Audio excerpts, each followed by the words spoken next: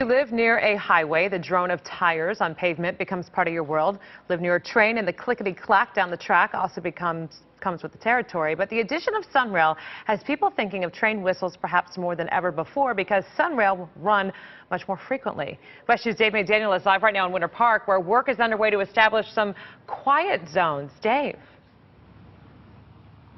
Well, that's right, Martha. You know, we're at the crossing here on New England in Winter Park. They've already upgraded the crossing arms here to make it a little bit more secure here, and we're expecting more work at this crossing as well as other crossings throughout the city of Winter Park.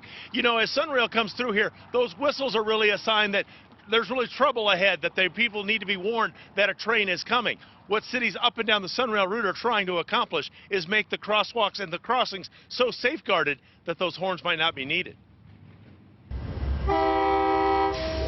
Blasting the train's horn is a safety tradition. All sorts of gizmos, lights, and crossing gates are intended to keep people back and out of harm's way. But that horn is the telltale warning. Tons of locomotive and all the rail cars are coming. The danger is real. Sunrail's about to bring a new wrinkle to Central Florida.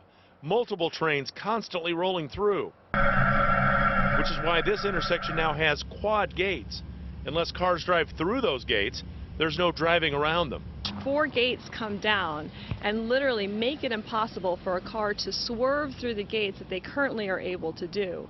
So therefore, with that inability to swerve through the gates, then the conductor and the train engineer does not have to blow their horn. Quiet zones may end up existing all up and down the Sunrail route. Metroplan has applications from nearly every Sunrail location. Winter Park's using leftover federal funds, not local tax dollars. The noise doesn't bother me that much. It really doesn't bother me that much. And while some say the whistles are no big deal, after living here for a while, we sleep through them at night. We don't notice them. Others say, why not preserve some quiet? We will have more trains coming through our tracks and therefore more horns. So this will help keep the quality of life that we have here in the city of Winter Park.